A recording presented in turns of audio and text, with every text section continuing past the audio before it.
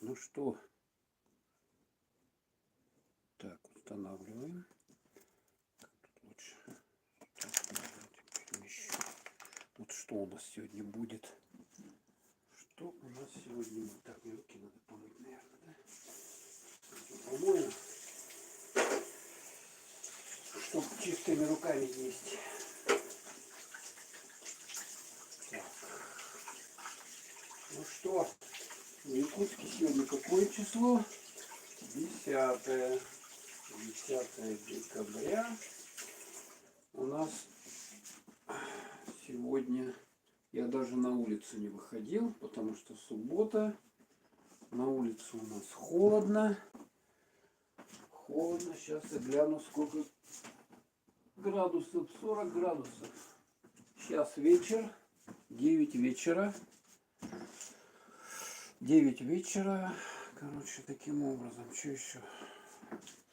10. Сегодня никаких таких торжеств, каких-то праздников нету, поэтому я подумал, что было бы неплохо, соответственно, вот стримчик устроить, как бы, как раньше, как в старые времена. Вот давно я стримов таких не делал, поэтому как бы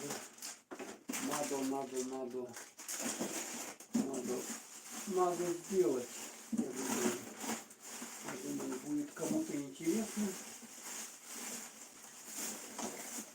Возможно, тем более тема такая популярная, еда. Еда, в общем-то, такая бюджетная.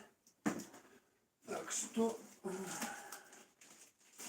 где мне надо было... А, вот пакет нашел. Сейчас, пока я тут на кухне, я тут дела делаю. Заодно с вами разговариваю.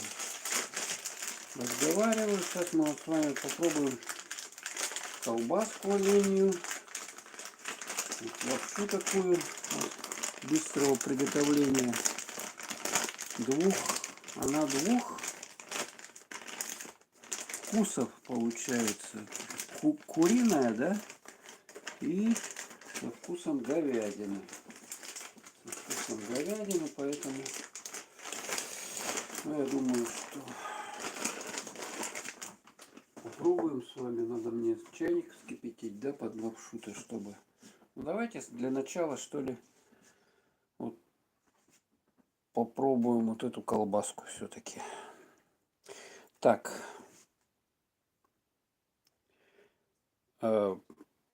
Колбаса вареная, оленья. Производитель компания Хату-Ас. Продукт севера. Видно, да, здесь родом из Якутии. Переворачиваем. Здесь указано, значит, название колбаса вареная оленья. Хату-Ас. 500 грамм вес. Так, что там внутри? Мясо, колбасное изделие, вареное, категория А2. Состав продукта: оленина, шпик, мясо птицы, душистый перец, черный молотый перец, чеснок. Энергетическая ценность, ну, не знаю, нужна она кому-либо. Содержание жиров, углеводов, соответственно, калорийность 215 килокалорий на 900 килоджоулей. Срок годности 75 суток. При температуре от 0 до 6 градусов. Причем, видите, да, надо хранить ее, соответственно, в холодильнике или в этом прохладном каком-то месте. Но благо у нас сейчас...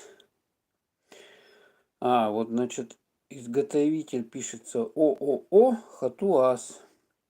Адрес производства и юридический адрес указан. Вот, пожалуйста, Кальвица, дом 14, телефон даже указан. Так, а здесь что? Так, упаковка 17.11.22. Ну, она годная. Но и у меня полежала 2 недели в холодильнике. Я вот думал, как бы, когда сделать стрим. И вот, наконец-то, сегодня надумал. Как раз сегодня выходной день, думаю. Ну и что? Людей, наверное, любят выходной день кушать. И заодно посмотрим, поедим. Тут у меня вот винишко есть, даже вот такой вот. Смотрите, Кадарка южная, евпаторийская. Завод классических вин. Вот такое еще винишко. Тут целый набор. Саблы. Тоже вино ординарное, полусухое, красное. Так, место происхождения Россия. Но это тоже вот вино крымское. Это, подождите, у нас оно. Читаю производителя. Изготовитель Крымский винный дом. Город Феодосия. Вот таким вот образом. Вот такое вот винишко полусухое, красное. Ну, это недорогие, как бы, столовые сорта вин. И, соответственно, так, что тарелку надо, да? Чтобы взять на тарелке эту колбасу-то порезать. Хорошо на кухне вот стримы устраивать такие вот, как бы, которые, где еда всякая, да? Удобно. Прямо вот взял тут, повернулся. Так, давайте, что делаем? Нам ножик нужен. Острый ножик. Так, ножик, сейчас его помоем, ножик, чтобы был чистенький. Чтобы был чистенький, хорошенький. Так, вот его помою. И давайте мы его... нам надо доску разделочную, да?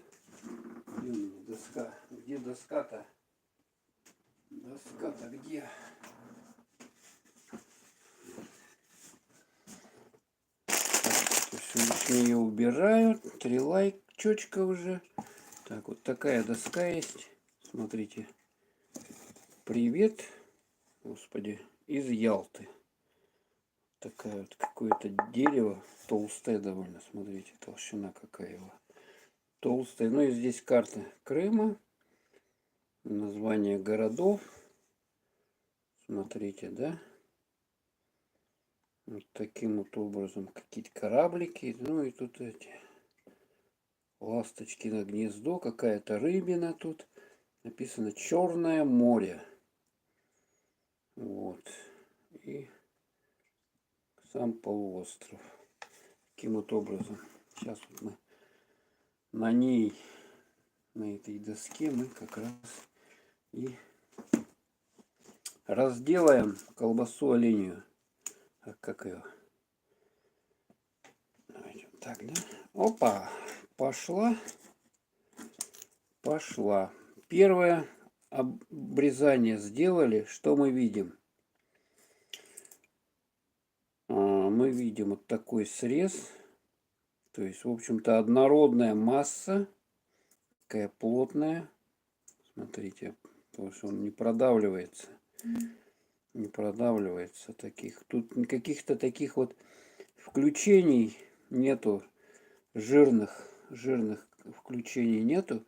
Поэтому, в общем, кто не любит жир, пусть не пугается. Ее можно, эту колбаску, кушать. Так, разбираем. Так, надо тарелку. Тарелку надо. Так, и то есть, соответственно, я выкидываю часть. Тарелочку. Тарелочки, где у меня тарелочки? Красивую какую-нибудь тарелочку. Соответственно, на стрим надо все красивое. То люди будут смотреть, говорить: о, какое некрасивое у него все. Какое все некрасивое, поэтому надо все покрасивее. Где тарелки-то все? Куда-то подевались. Ну ладно, вот поделка есть. Вот сюда вот будем ложить. Так, наверное, это толстовато. Я думаю, мы ее... Кто вот обрезает вот этот кончик и выкидывает его. Но мы не будем обрезать. Ну обрезали, да, вернее, обрезали такими вот тонкими кусочками. Там хлеб достанем еще. Так, здесь нарежем тоже. Так, как ее нарезать-то? Так, да? Ой, боже мой. Так вот.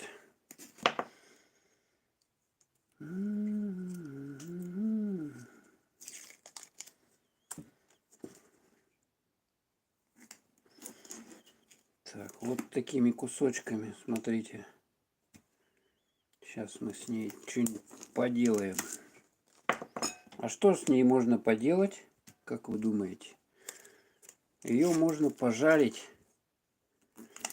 И вот испытать, она как на самом деле. Колбаса нормальная, если вареная, она будет при жарке нормально выглядеть, да? А если плохая какая-нибудь из какой-то фигни, то, соответственно, она может вообще расплавиться там. Да. Так, вот нарезал я столько колбаски. Так, остаток мне надо положить в пакетик, соответственно. Где тут у меня пакетики где-то были, вот пакетики вот.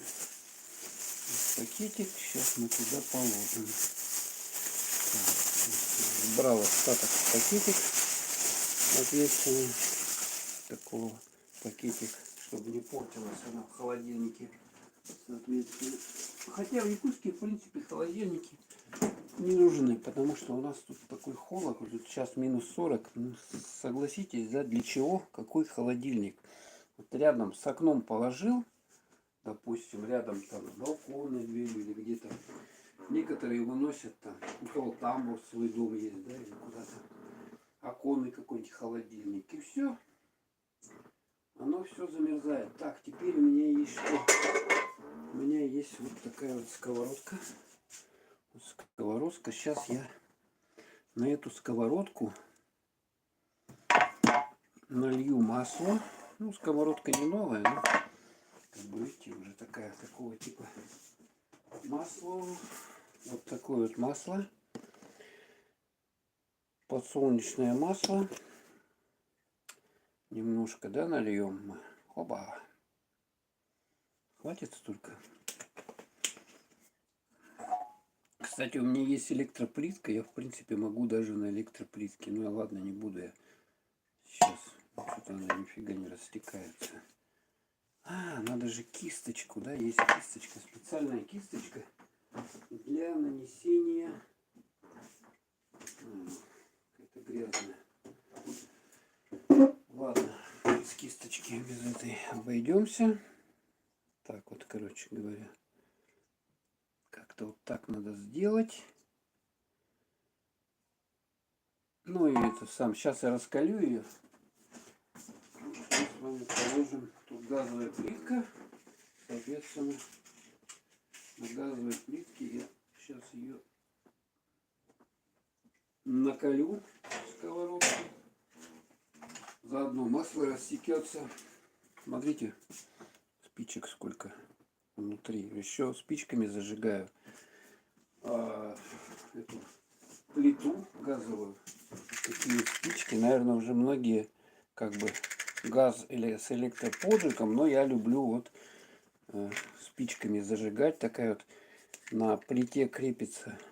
Это еще, знаете, Олимпиада 80-го года в Москве была. Вот эта вот штуковина, она с тех времен. Тут магнит сзади, и она, соответственно, висит. И вот она с такого толстого металла сделана. И сюда спички, вот когда спички, которые использованные уже, сюда и скидываешь. Такая вот. Тут какой-то вид спорта. Соответственно, баскетбол или волейбол. Что-то такое. Баскетбол скорее, да? Так, все, накалилась у нас сковорода. Сковорода накалилась. Я сильно большой огонь сделал. Сильно большой огонь. Так, вот видите, сразу все растеклось. Так, и ложим. О, она аж скворчит.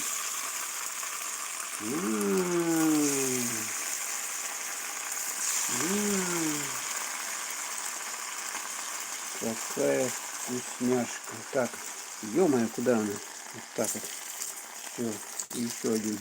Вот этот пимпочку, вот эту вот мелкую. Так вот я, короче, все тут разложил. Сейчас я на сковороду на плиту ставлю.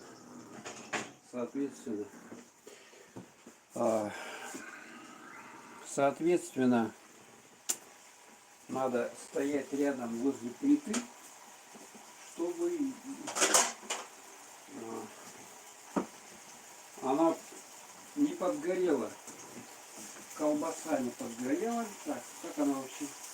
Ну да, нормально, в принципе, она все хорошо отлипает. А бывает, если колбаса плохая, она прилипает и фиг отдерешь потом. Так, я вот тут переворачиваю ее, чтобы она равномерно со всех сторон обжарилась. Мы так до такого как бы будем, как это называется, золотистый, да, такой оттенок. Ну, поджарка такая легкая, как бы, да. До такого состояния поджаривать ее. Так, лишнее масло можно вот это вот убрать. Кстати, у вас почем масло? У нас масло вот это, по-моему, рублей 130. Оно тут 0,8 литра. Это одно из самых дешевых масел растительных, которое продается, поэтому да.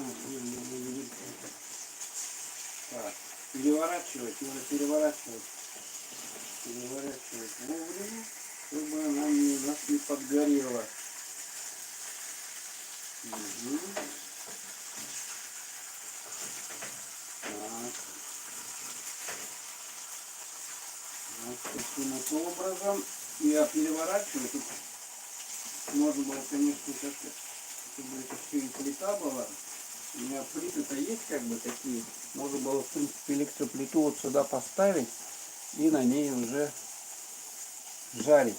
Ну, что-то вот я как-то не предусмотрел это. Так, люди собираются. Всем привет. Всем привет. Сегодня суббота, 10.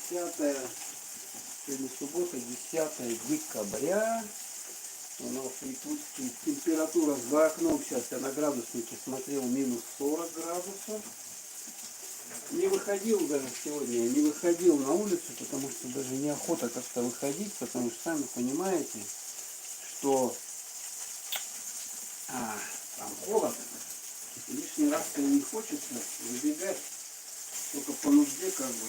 Так, мне надо переворачивать все это дело. Нормально там меня слышно такой? Надеюсь. Так, давайте. Оба, да. Пригорела с одной части, ну ладно, ничего страшного.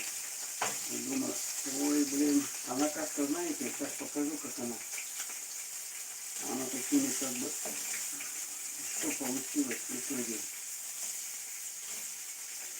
С этой оленей колбасы. Ну, в принципе, так хватит, наверное, да? Сильно ее не надо.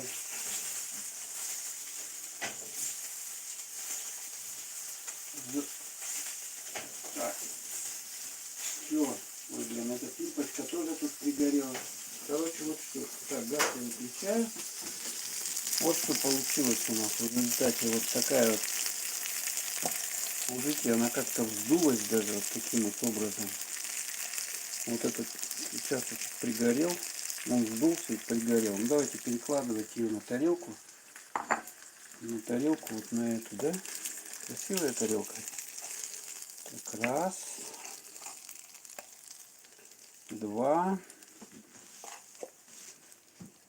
Три. 4. Так. 5. 6. Блин, упало. И вот 7 кусочек вот такой вот маленький. Вот что у нас получилось. Ну, все-таки она, сковородка, поскольку не новая, тут Видно, да, пригорела, ну, прилипла, не подгорела, а прилипла вот эта часть, поэтому надо сразу тарелку замочить под водой, чтобы легче ее было потом отмывать. Сами понимаете, да? Так, что нам еще надо? Так, аргуян, можно цены где покупал?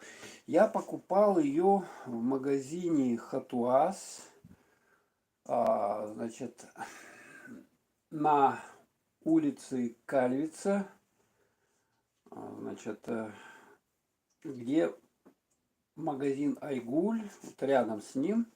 Стоимость вот этого куска, значит, этой колбасы 500 грамм 170 рублей было. 170 рублей. Так, кто еще все написал? Давайте, где чат, видны все сообщения. А почему я не вижу сообщений? Ё-моё. Так, ладно. Теперь что нам надо? Хлеб. Хлеб, да? Хлеб. Так, хлеб надо тоже порезать. Ой, тут я накапал уже. Это жиром накапал. Надо вытереть. Так, салфетки. Где у меня были салфетки? Хорошо все-таки на кухне вот этой готовкой заниматься, потому что все вот здесь под рукой. Надо салфеточки, да, взял вот салфеточки, да, такие вот салфеточки. Достал 38,25. Когда я их покупал, уже не помню. А как их открыть? Какая-то есть. Ножницами надо. Ё-моё. Давайте вот с этой стороны откроем. Почему-то я не могу чат открыть. Пытаюсь и сюда не входит. Короче, 170 рублей полкило оленей колбасы стоит. Продается производитель Хатуаз, ну, соответственно, в их магазинов Хатуаз у нас несколько по городу. Поэтому вот такими, даже с какими-то, ё-моё, не такие я не покупаю. С тигром. Так год тигра был, видать, да? Вот, соответственно, так протираем. Хорошо иметь вот такую толстую деревянную доску. На ней можно разделывать мясо, значит, все что угодно, резать там толстые какие-то куски. Так, вот хлеб у нас есть. Хлебушек. Хлебушек вот такой вот. Так, чтобы он не, как бы, при резке не, ну, крошки эти не твердоват, да, ну, нормально. Говорят, слишком свежий хлеб, он не полезен, вредный. Ну, вот видите, такой хлеб черный, да, если так сказать. Черный. Блин, да что такое? Ну, нормально, нормально. Главное, зубы есть, разжевать можно. Так, один, ну, два кусочка я отрежу. Два кусочка.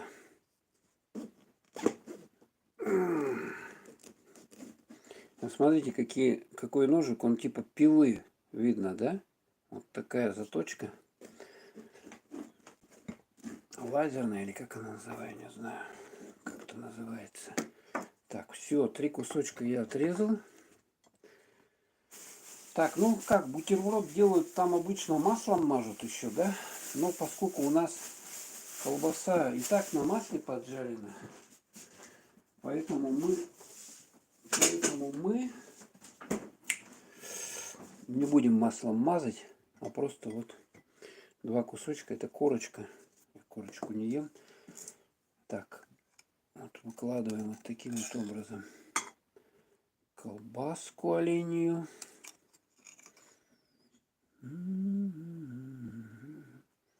Ну там кто что хочет, может какой-нибудь травки положить, лучка, там еще что-нибудь. Но мы так вот просто сделаем.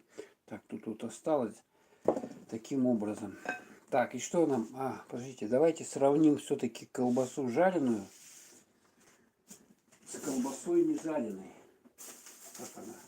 на вкус. Для этого я достану вот эту вот колбаску еще раз с холодильника. Еще раз. Так. Отрежу кусочек тут небольшой. И мы сейчас заценим ее, как она вот в виде, как бы в сыром, да? Хотя она уже вареная, в принципе, ее не надо обрабатывать. Но все-таки.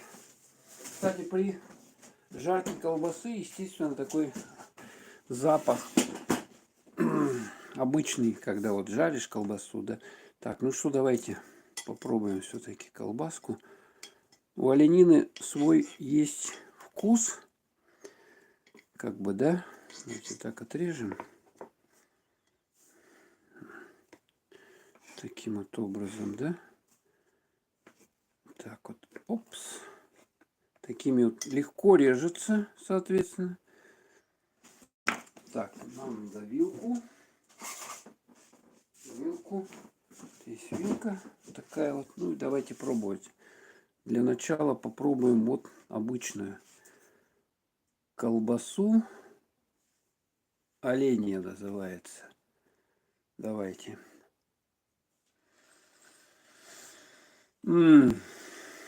Резиновая.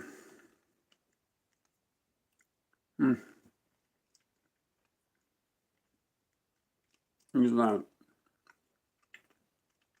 Она вкусная, да, но она как резинка. Сразу, честно скажу.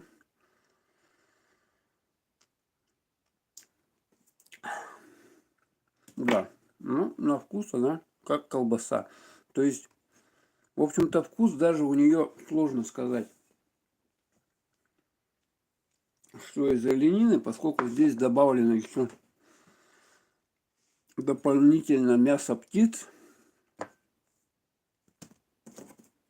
Давайте попробуем вот поджаренные кусочки. Может, они мягче стали. Да, при резке она мягче режется. Значительно мягче. Значительно мягче режется. Ну, давайте заценим, как в жареном виде она. Да, она вот уже, когда пожаренная, она мягкая.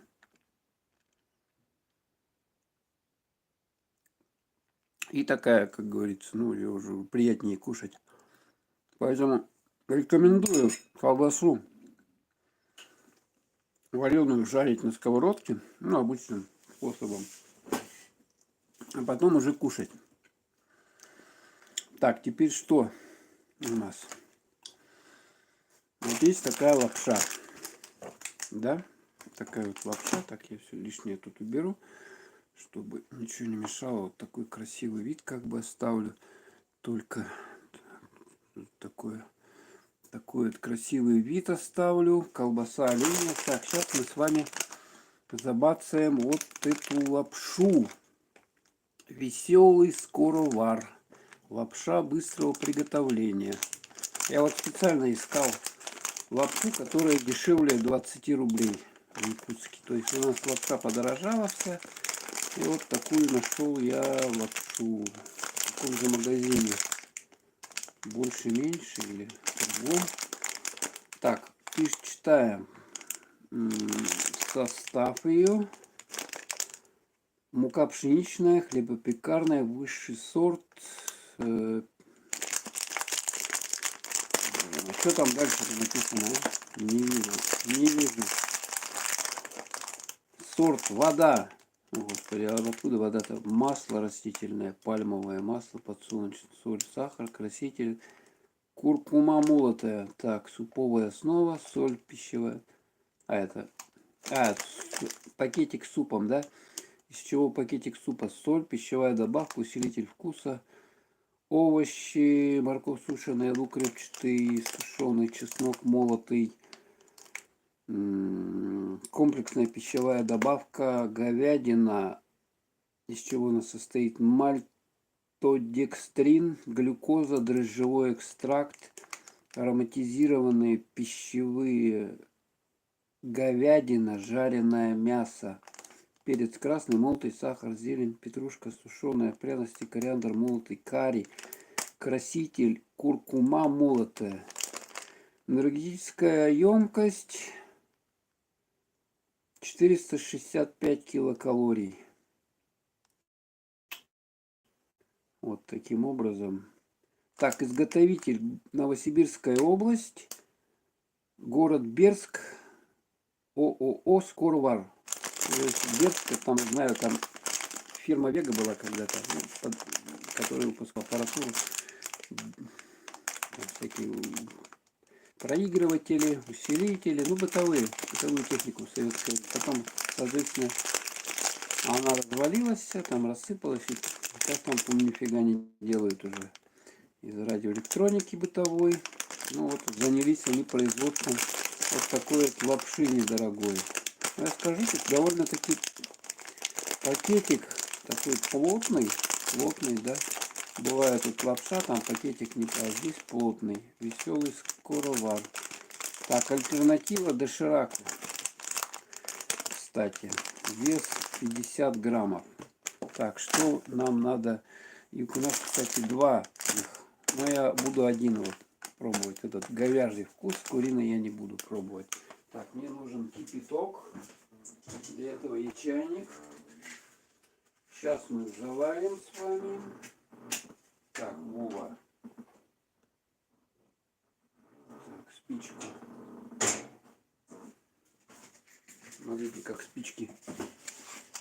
Зажигаем вот так вот. Вот она горит. Прикольно, да?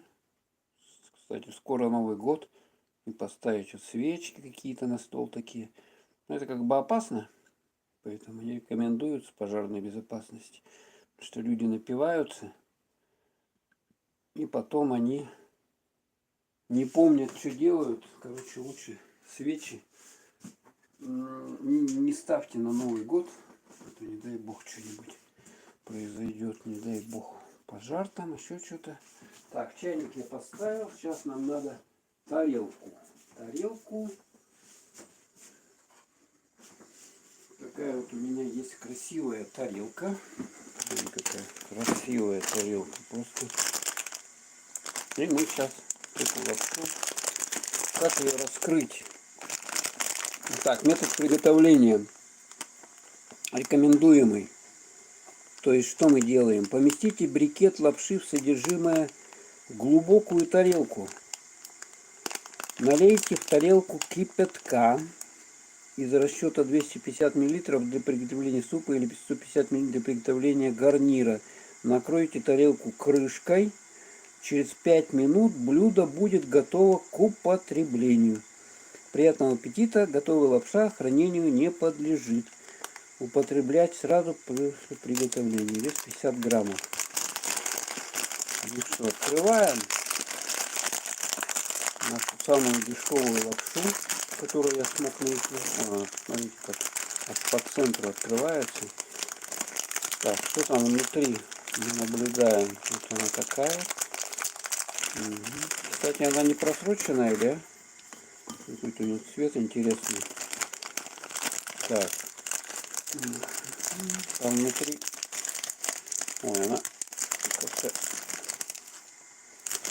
Остатки высыпать их надо туда. Оба. Такая вот лапша. Говядина нарисована.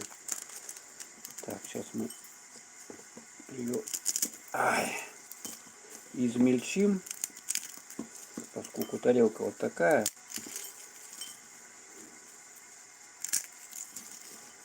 Измельчим. И удобнее, кстати, есть, чем она. Когда длинная, ее приходится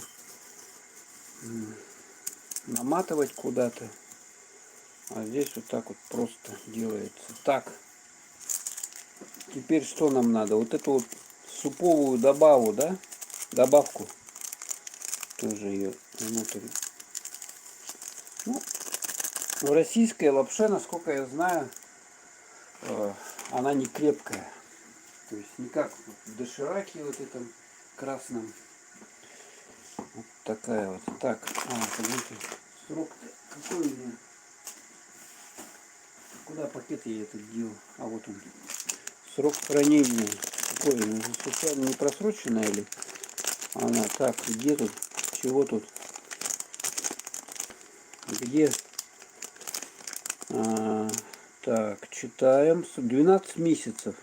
Дата изготовления упаковки указана на лицевой стороне упаковки. На лицевой, да? И где? Снизу не вижу. Сверху не вижу. Я слеп или что такое?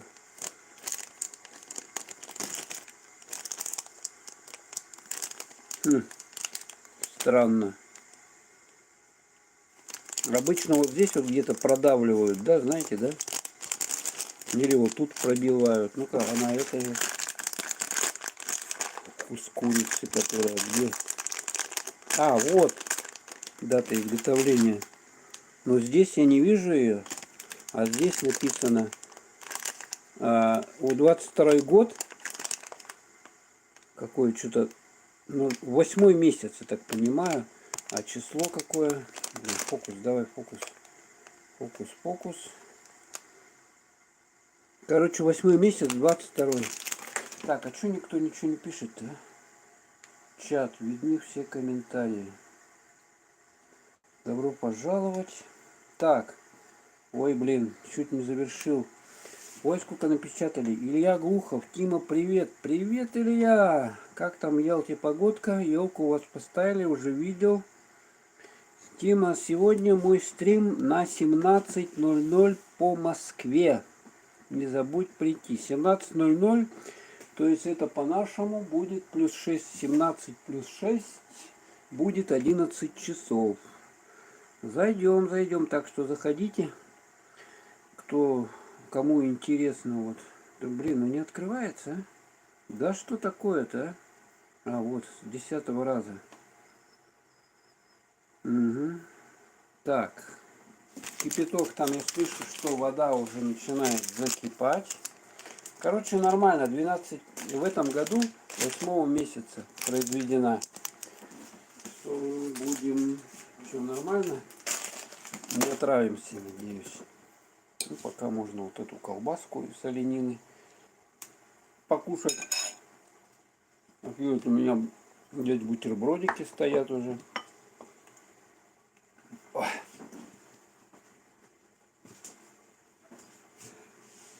Ой, перец попал в нос, извиняюсь, перец.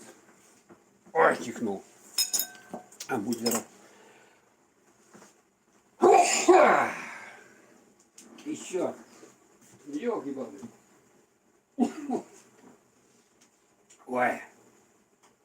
Так, начинает уже вода закипать в чайнике. Сейчас мы с вами зальем. Зальем. И надо какую-то крышку. Крышку, чтобы закрыть. Фух, чтобы она там настоялась. Так, а крышку какую мне взять?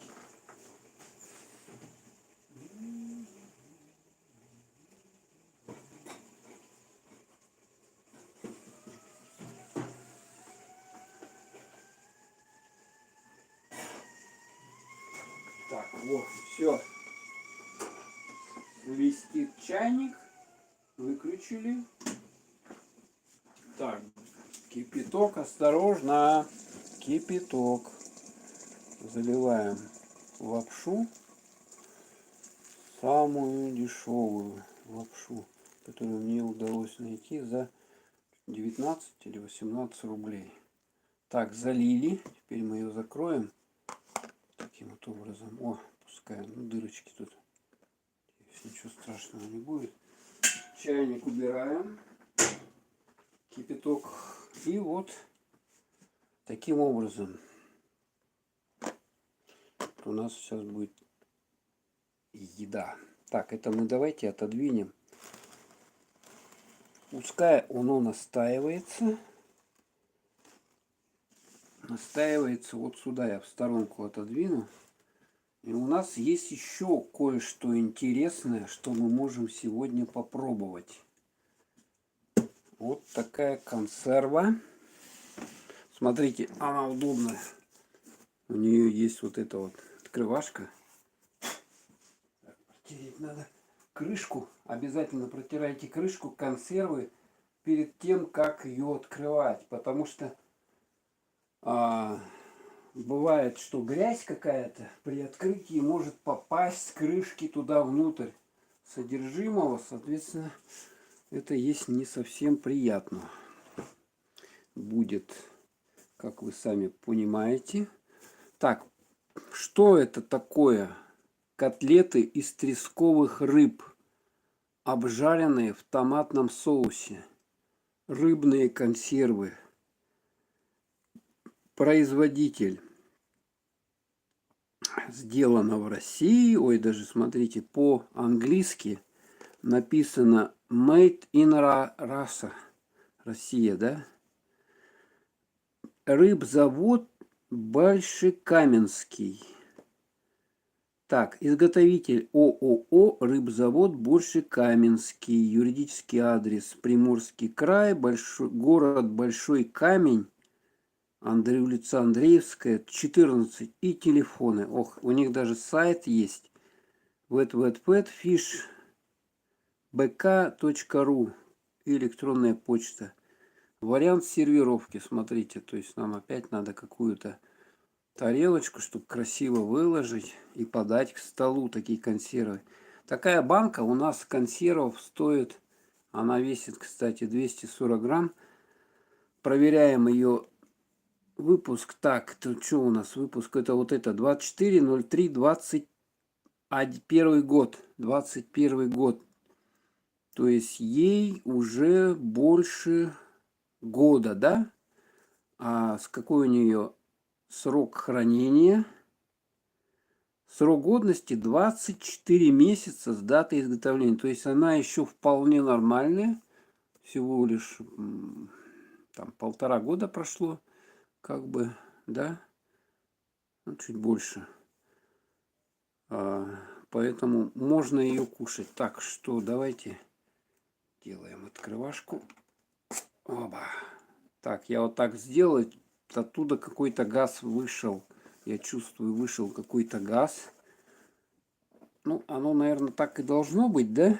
Сейчас мы обследуем. Ну, банка была без каких-либо повреждений, соответственно. Ой, какой металл-то. Ой, блин. Вообще. Слушайте. Тугая, а? Не, подождите. Дайте-ка я вот здесь вот. Вообще что-то она не идет. О, смотрите, что случилось. Беда, беда. Ой. Вот это оторвалась, а банка не открылась. То есть, что мне сейчас делать? Что мне сейчас делать? Видали, да? Я не могу есть. Беда, беда. Ой, беда. Так. Так, а если я попробую ножиком поддеть вот эту вот часть? Главное, котлеты. А, вот, видите, да?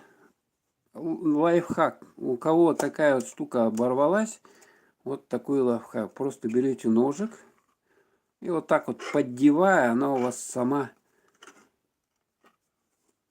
значит, открывается.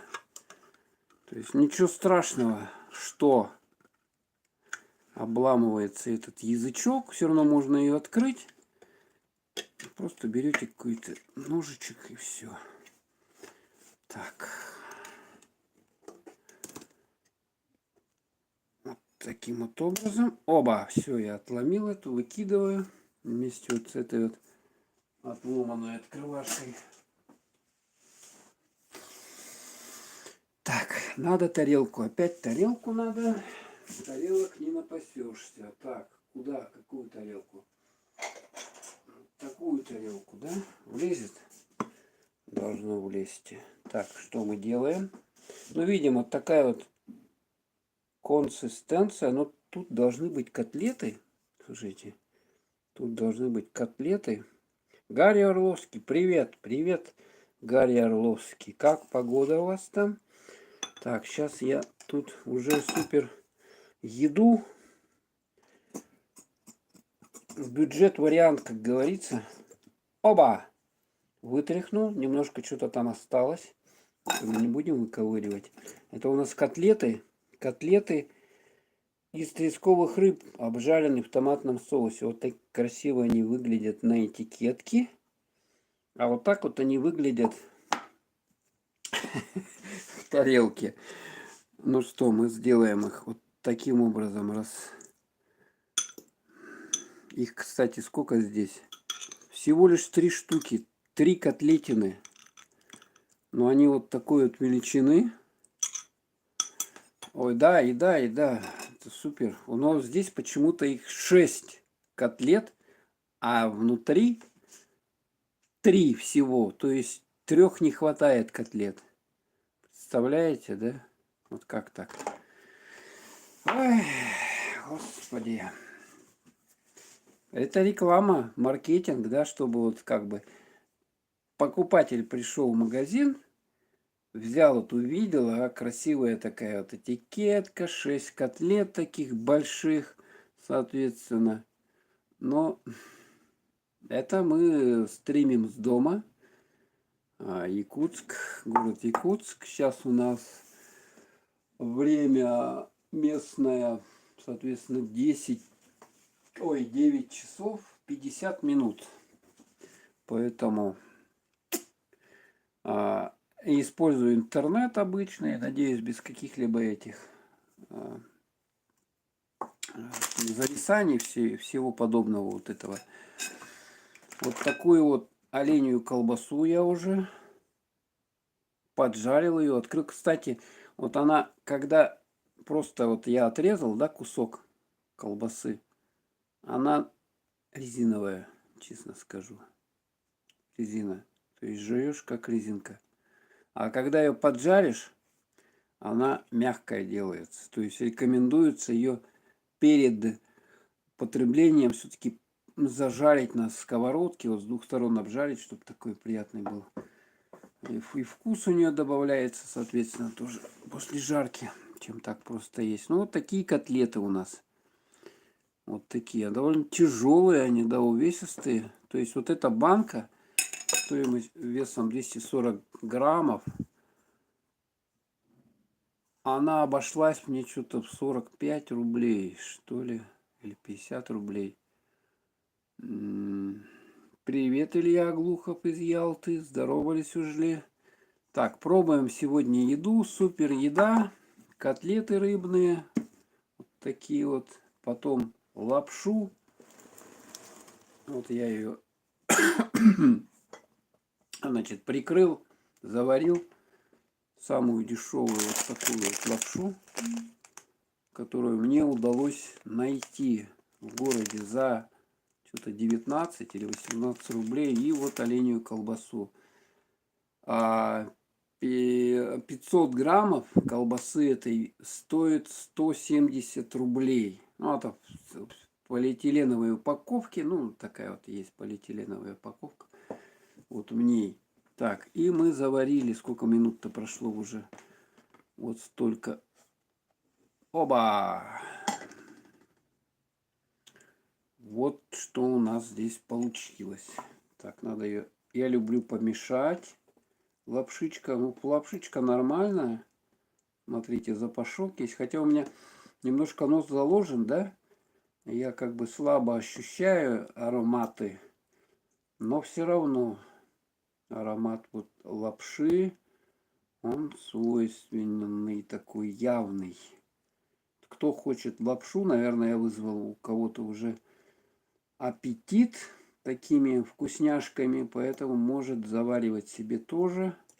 Лапшу вообще надо иметь на черный день, на всякий случай. Где-нибудь в шкафу, мало ли что там, ага. Срочно вот вам понадобится что-нибудь покушать там, да, то есть все там, не будет возможности готовки. Так, я хочу еще ее.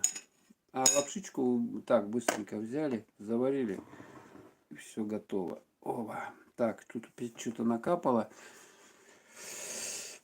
Накапало. Так, это на все тут. Это вода с этой крышки накапала. Картинка хороший, маленький рапид. Ну да, но это я с телефона, просто с телефона. Интернет здесь мобильный, на телефоне я использую. То есть к Wi-Fi не подключался. Поэтому вот такое вот. Так, ну что, давайте будем дегустацию делать, что ли. Так, сейчас я вот это все дело здесь. Кстати, здесь много воды, поэтому немножко брызгает. Давайте пробовать, что, как, чего. Перед тем, как норм. Ага, норм, спасибо, Гарри. Перед тем, как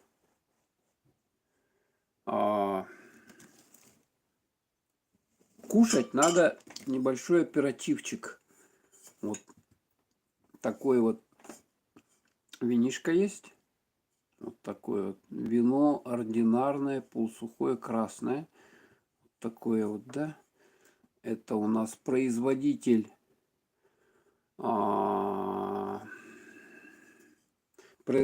Феодосия. Общество с ограниченной ответственностью. Крымский винный дом. Ну, все указано. Дата выпуска 6 месяц 22 года. То есть она как бы свежая винишка. Саблы называется. Саблы. Такая вот Саблы. Алкострим. Ну, не совсем, что алкострим. Так, чуть-чуть для аппетита. Для аппетита. Еще вот такое вот есть тоже вино. Это столовое вино. Все вот такое вот кадарка. Но я его думаю, знаете, под чего сбацать. Там что-то вылазит у меня. Под глинтвейн. У меня есть эти добавки для глинтвейна. И я, соответственно, вот с этой кадаркой, это как раз сладкое вино. Вот сахара, смотрите, 55 грамм на дюйм кубический. Я хочу вот с этим вот глинтвейн сделать.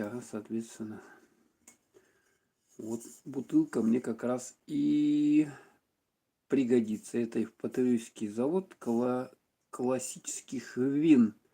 Так, вот тут сорт винограда Каберне, Мерло, Пино, Бастардо, Саперави, цвет любимый с красным оттенком.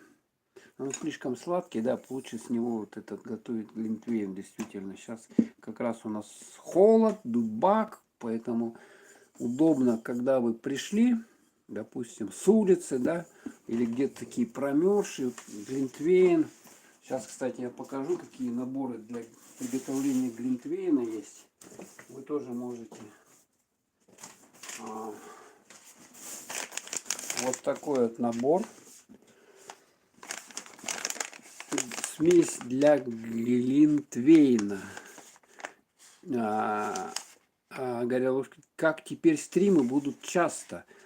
Ну вот, я не знаю, пока есть, ну, Новый год, там, наверное, будем стримить, как бы перед Новым годом, после. Я с улицы хочу. У меня есть телефон один, там такой, короче, толстый.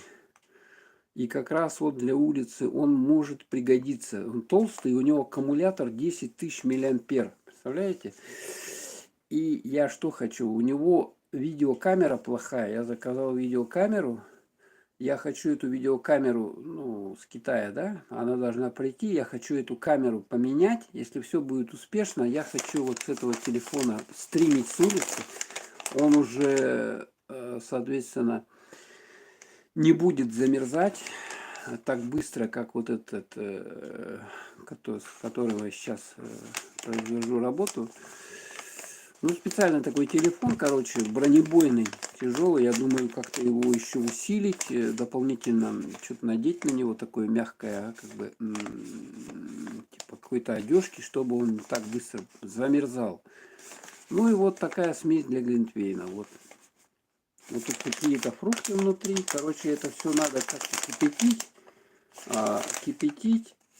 И потом, соответственно, с красным вином его смешивать. Вот для эта порция как раз, она для одной бутылки предназначено. Ну, еще добавляется сахар или мед по вкусу. Но поскольку у нас Кадарка, она сама по себе сладкая, да, очень, да, поэтому, в общем-то, сахар сюда не надо добавлять. А это вот у нас сабле, оно полусухое. Сорт винограда даже тут указан. Конкорд, Левокумский и Каберне. Так, что давайте приступим к открыванию. Где мой штопор? Смотрите, я вам сейчас штопор такой антикварный покажу. Это музейный вариант. Я думал его выкинуть, а думаю, зачем? Знаете почему? Вот здесь вот артель Арефино. Это, короче, я посмотрел, вот можете загуглить, ага, там, где винтажные всякие вот эти старые вещи. Вот это где-то послевоенный или даже до военного штопор, короче. Ну а что будет? Это артель такая, Арефина было. Вот можете загуглить. Или я могу загуглить. Дайте-ка я, кстати, загуглю. Мне самому стало интересно. Сейчас я второй телефон принесу.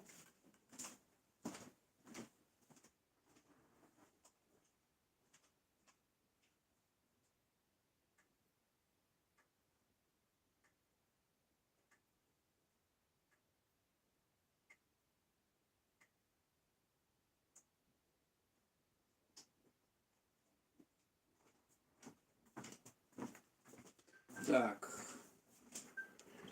Вот второй мой телефон. Кстати, вот этот телефон, я на нем хочу камеру поменять. Видите, какой он толстый, здоровенный. Вот и одна у него камера, она плохо снимает совсем. И он, видите, да, какая у него защита IP68. То есть ему не страшны грязь, вода, брызги. Значит, у него НФС, потом у него есть это беспроводная зарядка, ну и, соответственно, он вот такой вот офигенно тяжелый, 10 тысяч миллиампер аккумулятор.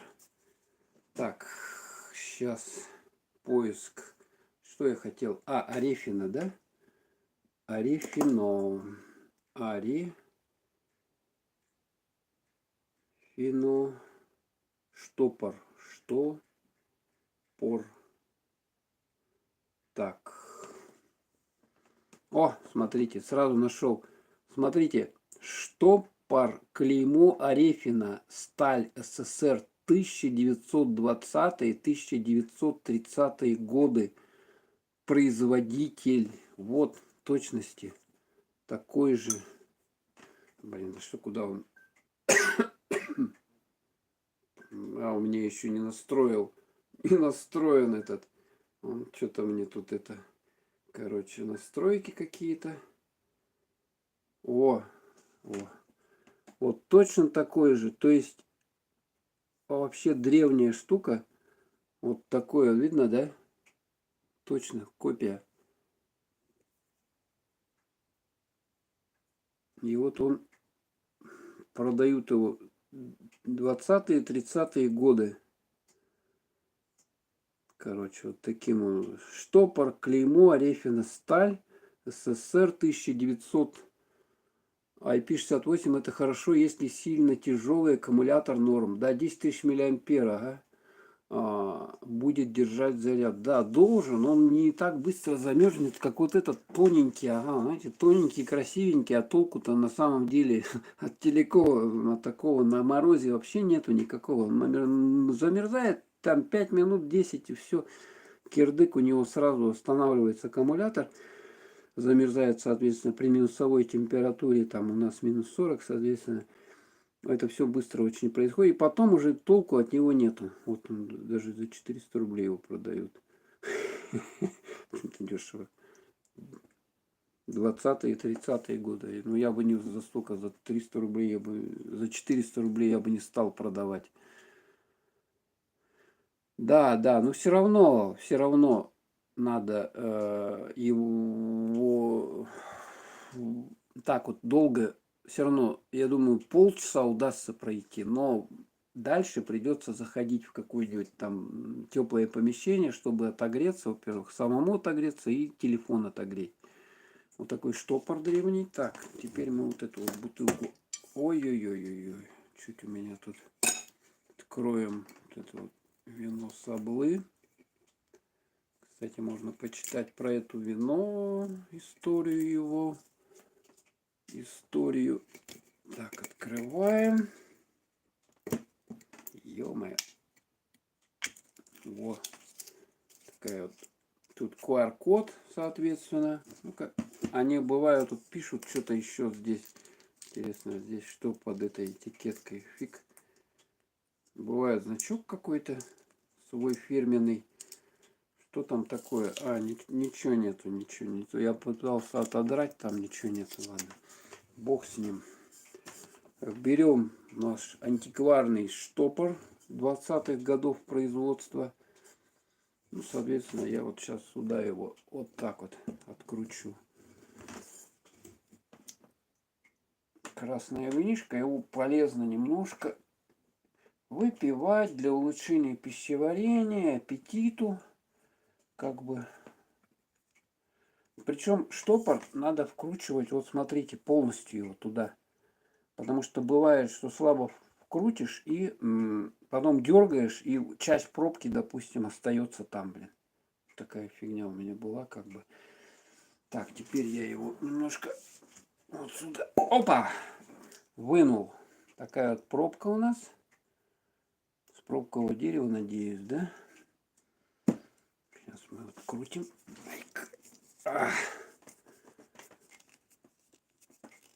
Угу. Следуем.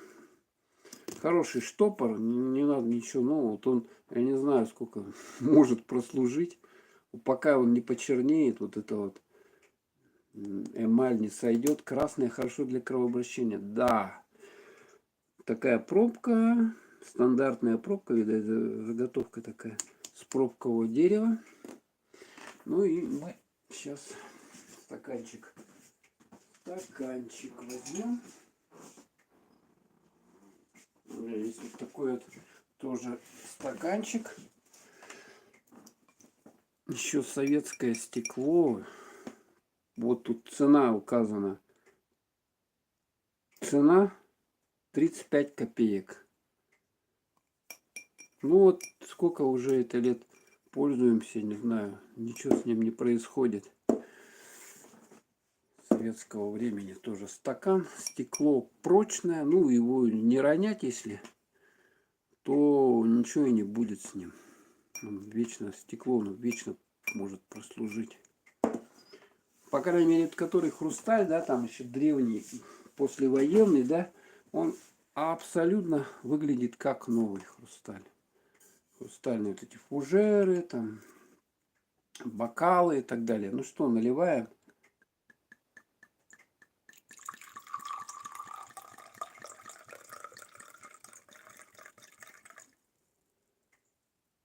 Так, ну, для начала нальем столько. Так, давайте загуглим это вино Саблы. Что оно из себя представляет? Так. Саблы. Вино. Так, вот оно. Саблы темно-рубинового цвета. Вкус вина с нежными тонами земляники и приятным послевкусием лесных ягод.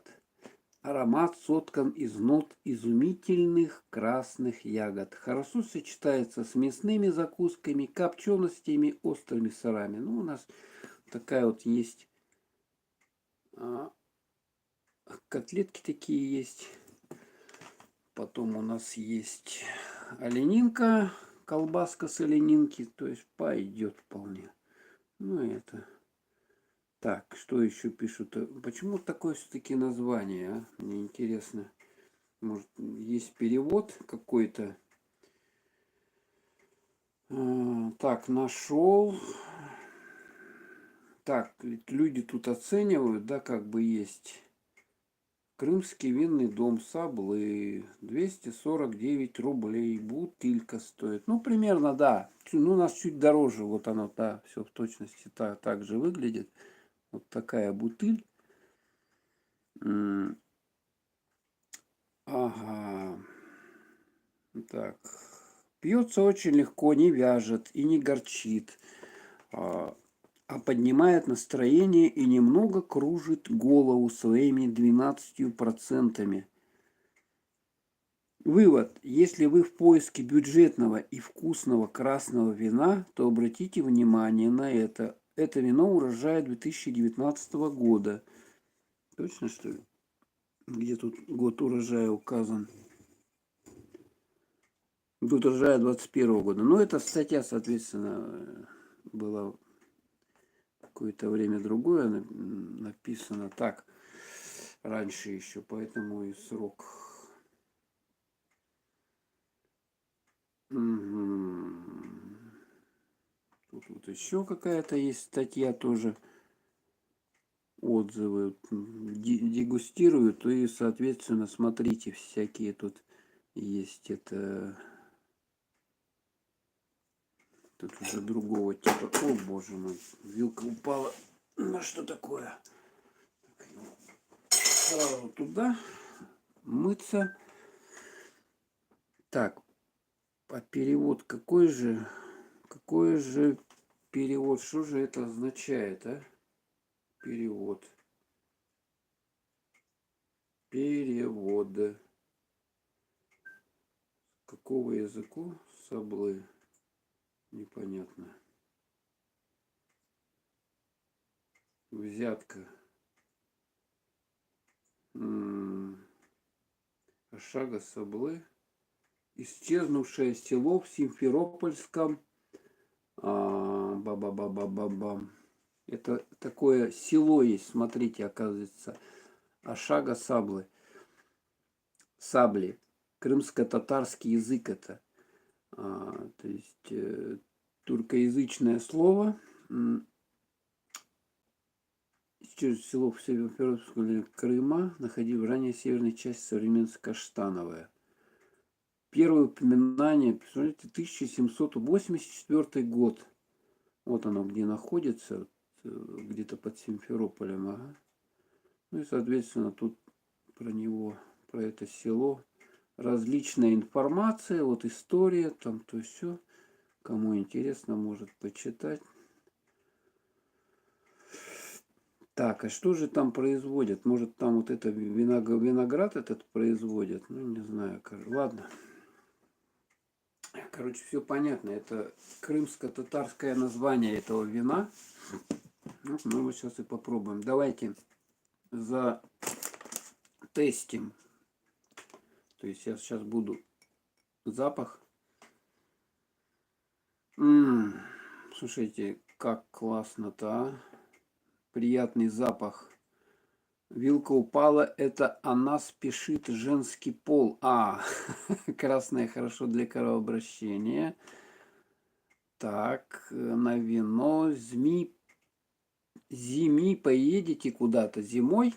Не, зимой ничего, нет желания. В Таиланд там надо много денег, там билеты дорогущие. Вот там что-то кто-то у нас смотрел, знакомый, 50 тысяч рублей, это только в одну сторону.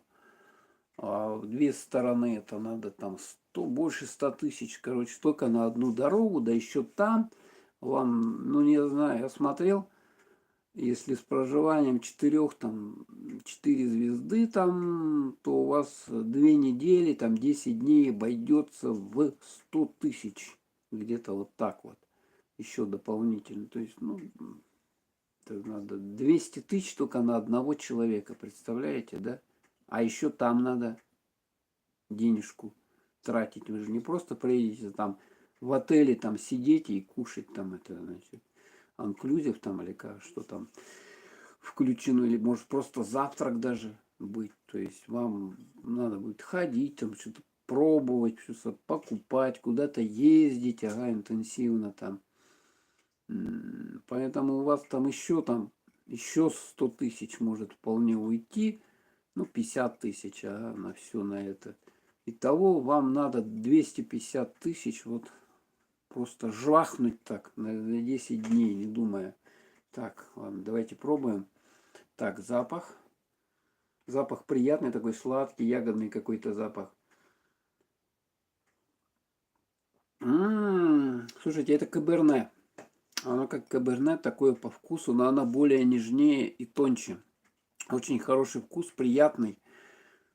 Приятный вкус, тонкий, хороший вкус. Да. И по цене оно что-то около 300 рублей. Ну, рекомендую вам вот это вино, если найдете его. То есть оно как каберне. По вкусу, но более тоньше. Более тоньше. Вкус, запах. Такой ягодный, приятный запах. Немножко так, ну, сухое оно, полусухое. То есть есть толика сладости какая-то, но не вполне в меру. То есть не больше, оно не сладкое, да, как вот это вот кадарка, допустим, да. А, кстати, можно же посмотреть. Тут 55 грамм на дюйм кубический, да, сахара. И алкоголя тут 10-12 оборотов. А здесь сколько у нас? Здесь же тоже должно быть эти параметры указаны где-то. Почему я их не вижу? А, вот. Объемная доля этилового спирта 9,5-11%. Массовая концентрация сахаров 5-15 грамм на дюйм кубический. То есть тут максимум 15, а вот в этой кадарке 55 грамм на дюйм. То есть вот это вообще сладкое. То есть вот это, я говорю его под глинтвейн. Я его специально под глинтвейн, вот такую смесь сделаю, приготовлю потом. Его хорошо, глинтвейн, кстати, вот сейчас вот зимой, там, с улицы вы пришли, промерзшие такие, и, соответственно, глинтвейн вот так вот выпили, и вам сразу приятно стало, вы согрелись, еще можете теплую ванну туда залезть, вообще кайф, у вас не дюйм, а дециметр. Ага, дециметр, да? Спасибо, это наш ГОСТ, да, соответственно, российский. Дециметр, ага, правильно. ДМ написано кубически. Спасибо за поправку. Так что рекомендую вот это винишко.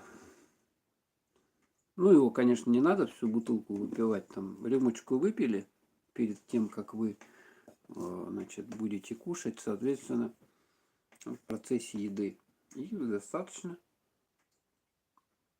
То есть за такую цену там очень хорошая. Глинтвейн хорошо, когда холод. Да. Так, закрываю пробку. Оставим на потом. Так, а сейчас мы... Вкусное, рекомендую.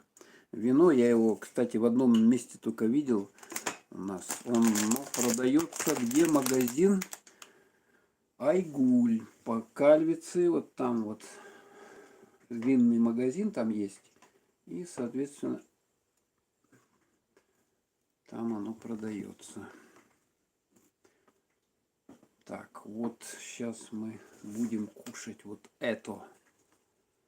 А дециметр в кубе это литр. Да? Спасибо, Мак.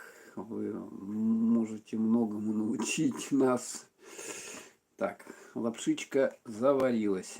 Заварилась. Так, вилка. Надо новую вилку уже. Та упала. Что упало, то пропало. Так, так, надо салфеточку взять, салфеточку. Такие. Это у нас какой, кстати, год тигра идет, да? Следующий год будет 2023 год кролика черного, водяного. Это по китайскому, по вьетнамскому календарю, тоже азиатский календарь. Это год кота. Год кота. Так что вот, если брать азиатский календарь, то это год кролика черного водяного и кота черного тоже, соответственно. Ну, животные схожи, поэтому как бы имеют шерсть, соответственно, мягкие, небольшие, поэтому чем-то они схожи. Так, у кота нету таких, правда, длинных ушей, как у кролика. Так, ну что, давайте. Блин, у меня все падает здесь. Нет, неудобно. Есть вот этой. Лучше ложкой взять. Ложку взять, лучше ложкой кушать, чем эту вилку. Вот такая вот. Да, конечно, вкус, ну, уступает вкусу доширака, сразу скажу, да. Но нормальный. То есть его вполне можно вот где-то за обедом там.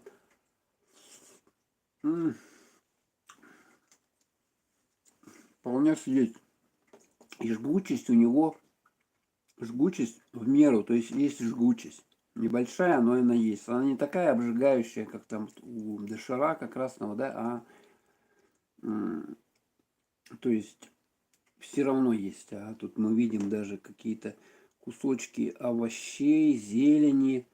Ну, это, видать, вот морковка, что там могло еще туда не могли положить. Да, вкусная. Вкусная лапша. Ну что, давайте мы вот с этой вот, как она будет ли сочетаться вот с этой вот рыбной консервой, рыбными котлетами вот этими из тресковых рыб. То есть это, смотрите, у нас это стоит 19 рублей, а это стоит 50 рублей, да? То есть вот это все у нас обошлось в 69 рублей. Вот такая порция. Но я думаю, вот 3 котлетами можно вообще объесться. Вообще можно объесться. Давайте заценим. Вот такой вот срез этих тресковых рыб. Пробуем. А слушайте, она вообще мягкая. Мягкая, вообще сладкая. Она чем-то похожа на просто фарш. Такой вот мягкий, сладкий, но она вкусная. А честно скажу, что она вкусная, да? Она не имеет такого отталкивающего вкуса, как вот какие-то там рыбные консервы, да, она довольно приятная, сладенькая на вкус. И вот с лапшой это вообще зашибись. Слушайте, вообще класс. Ням-ням. Делаем ням-ням.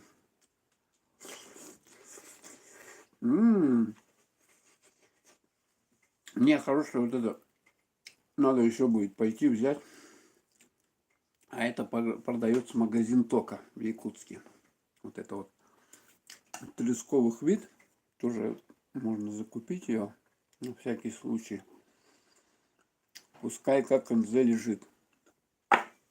2 года у нее срок хранения. То есть, ну вот на 2 года можно вперед продукты как бы покупать. Вообще вкусная штука. Единственное, что, конечно, она не как такая твердая, как котлеты, да, обычные, да, она такая вот, ну, как фарш, понимаете, да, какой-то фарш взял, паштет. Вот паштет напоминает. Извиняюсь. Да, у нас Гарри Луровский. Блин, кушать захотел. Конечно, слушайте, после такой еды, там, я сейчас у вас колбасу эту жареную еще покажу. Вообще, слушайте, я немножко проголодался, пока вот готовился. Я вот еще можно вот винишком вот этими, классным вот этим винишком еще можно запить это все дело. Вообще классно. Можно наесться вполне. О, вообще супер. Супер еда. 60 рублей. Ну, вино да, 300 рублей, да, бутылка. А Яргун, как в ресторане? Да, да, да. То есть не надо вам в ресторан никакой ходить, просто взяли вот. И вот это вот колбаска жареная с олениной, вот она еще. Сейчас мы будем тоже дегустировать. Дегустировать будем. Так, это я сюда вкусняшку уберу. Эту сюда поставлю, переставлю. Эту сюда. Сейчас такими большими кусками не буду есть. Я маленькими кусочками вот такими сейчас порежу. Вот такими маленькими кусочками буду кушать. Чтобы... Угу. Так вот.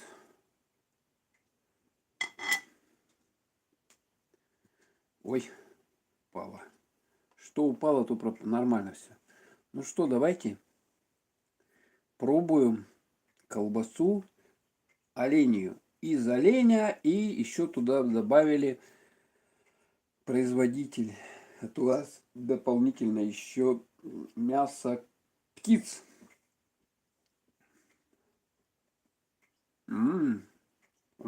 Слушайте, так вкуснее. Слушайте, а есть же томатный соус. О, боже, извиняюсь. На коробки падают из-под стола. Томатный соус есть. Вот такой вот кетчуп. Кетчуп называется. Такой вот кетчуп. Краснодарский. Натуральный чужих. Мало кусочек. Ну, нет, вкус-то почувствовать нормально. Ну, наесться и просто так как бы удобнее. Ну, то есть, кстати, заказывал с Вальбериса. Когда я заказывал этот кетчуп, доставка стоила 400 рублей. Сегодня я зашел на Вальберис. Доставка 600 рублей стала стоить. Это до Якутска. Представляете, да? На 200 рублей подняли. Ну, я там много всего заказываю, еды. Как бы мне, допустим, до пункта выдачи Вальберис дойти ближе, чем до магазина. Поэтому зачем я буду в магазин ходить, если я могу в Вальберисе еду заказывать и, соответственно, там просто пришел, забрал. Упаковано хорошо, там в коробочках каждая вот такая вот упаковка, каждый кетчуп лежит в коробочке еще. Поэтому все приходит в целости и сохранности. Вот хорошо еще вот этого кетчупа сюда подлить. Да, действительно маленький кусочек. Давайте вот так вот сверху этого. О. Ой, ё-моё, тут падает все подряд. Я уже, может, захмелел. Ё-моё, у вас заказ домой не привозят? Раньше привозили, Гарри, раньше. А сейчас вот они... Раньше доставка была бесплатная вообще. Бесплатная была доставка. Бесплатная. Но вот они за эти годы, они вообще скурвились, конечно. У них мало того, что цены там выросли, еще и, ну, как везде цены, еще и за доставку стали брать до Якутска. Вот на данный момент, на сегодня 600 рублей, а было 400. То есть, ну, довольно накладно. Так, давайте пробуем вот этот кусочек. Я тут подлил кетчупа краснодарского, натуральные специи. И сейчас мы заценим вот его.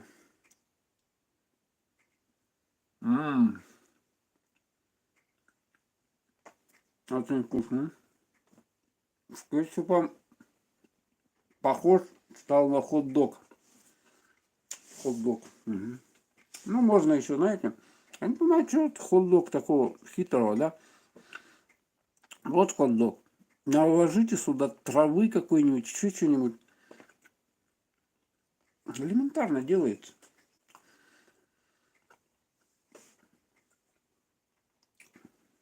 Кто угодно может приготовить. Без проблем. Да. Вкусно. Вот, я думаю, если бы каких-то была бы вот эта колбаса, это вот покажу вам, здесь вот кусок. Если бы она была бы чисто из оленя, да, то вкус бы совершенно другой был. А тут они добавили еще сюда мясо птиц, и, соответственно, он стал примерно такой же, как у всех колбас вареных. Поэтому и он когда сырой, вот сырой, да, он довольно резиновый. И в этой упаковке не целлофан, а полиэтиленовая упаковка, знаете, такая вот идет. Ага, в натяжку она прямо от целлофана, он такой более материал, как бы, вот раньше с целлофана только была упаковка для вареной колбасы. А сейчас стали полиэтилен употреблять, то есть он туда забивается все полностью. Вот целлофан, он такой шуршащий был, шуршащий, если помните. И вот, вот эта колбаса, она резиновая, пока ее не пожаришь. Вот в этом минус, как бы, да. От чего вот это вот получается, что она как резиновая, я не знаю. Так, еще один кусочек давайте. Ладно, скушаем. Вкусно. Дмитрий, привет, Тима. Сегодня обзор еды на вашем канале. Да, мы сегодня едим. Вот у нас оленья колбаса, лапша за 19 рублей. И вот такие вот котлетки из тресковых рыб. Рыбные консервы. Все бюджетненькое, недорогое, ну еще кетчуп. Вот такой. Винишко вот такое сегодня попиваем. Саблы, вкусное, полусухое, красное. Вот такое винишко. Сегодня у нас немножко, как бы, ну не алкострим, это просто... И алкострим это пьют, понимаете? А я просто вам показываю вино, оно очень хорошее по цене, качеству, да. Оно как каберне, похоже очень, очень сильно на каберне, но оно более тонкое и ароматное. Вот такими, знаете, ягодами. Приятный запах, ягодный. И вкус тоже такой нежный, утонченный. Но вот если вы каберне пили, да, классическое вино, как бы вы должны иметь представление. Да, запиваю вот этим винишком. Кушаем лапшичку. Ну, мне все-таки, слушайте, понравилась все-таки вот эта вот консерва. Хотя она с виду вот такая ужасная, как бы, да.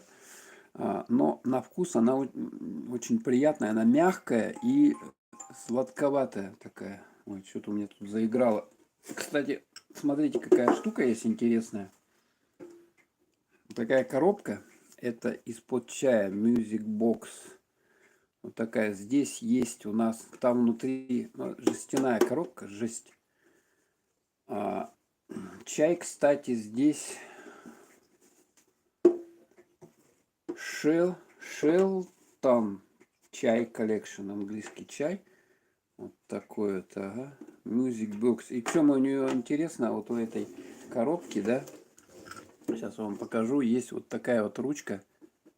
Вот такая вот. Мы ее заводим, и у нас музыкальное сопровождение. Такое вот. Ставим сюда, и можно вот под эту музыку,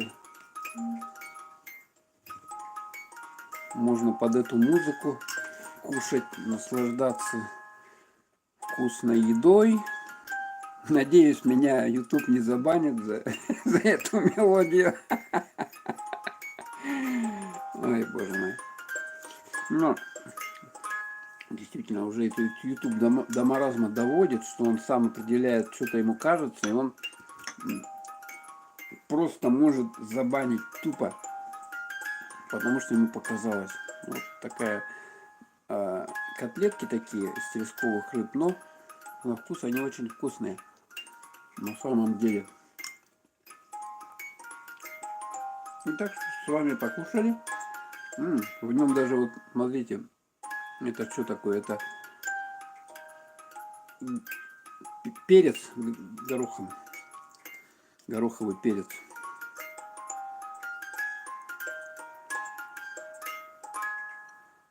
Еще свечи, знаете, зажечь свечи и при свечах.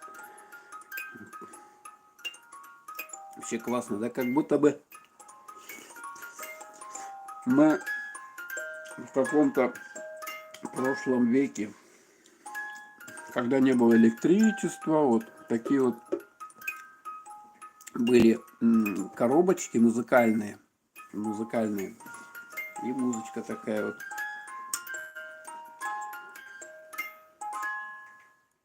Да, вот тут хорошо четко видно, что здесь есть нарезанная, смотрите, нарезанная морковка, какая-то петрушка, еще что-то, укропчик. Так. Короче, класс. Класс, я покушал с вами. Ну, сегодня стрим небольшой, 1,5 часа уже идет, как бы, да.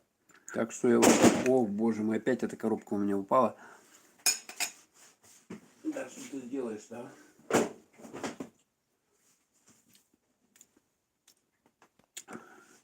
Так что всем рекомендую, у кого нет особых, как бы, возможностей ходить по ресторанам, дома вот так вот кушать.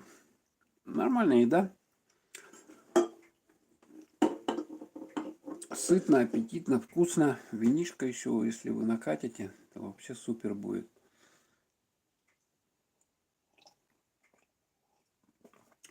Все, выпил я. Полстакана тут наливал, полстакана вот такого. Надо закусить, слушайте. Закусочка тоже вот как закусочка под винишко красное. Вот это классно заходит. Котлетка вообще зашла супер.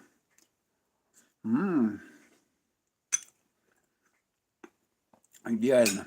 Ну, можно еще колбаску вот эту съесть. Колбаска из оленины. Класс. Ну, качество колбасы мне не понравилось, честно скажу сразу. Резиновая. Ее надо, чтобы она размякла, ее надо поджарить. Или нагреть, там, не знаю. Ну, а так в целом все нормально. И это лапша тоже вкусная. Копия, как бы, как доширак. Такая же. Но по цене она стоит. У нас сейчас, знаете, сколько доширак стоит? 70, 75, ну вот 60 где-то рублей, наверное. До 75 доширак стоит в упаковке. А это стоит 19 рублей. Всего лишь. Так что вот таким образом. Вкусно все, сытно было. Так, ну что, ладно, давайте тогда всем пока. Будем... Дочитаю. Коробка как музыкальная шкатулка, пишет Гарри Орловский. Да, она так и есть. Music Box.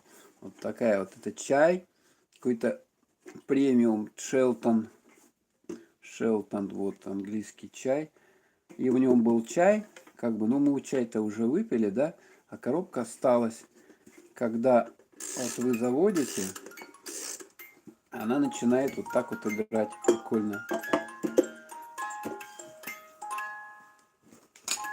Так что давайте всем пока. До новых встреч. Приятно было пообщаться.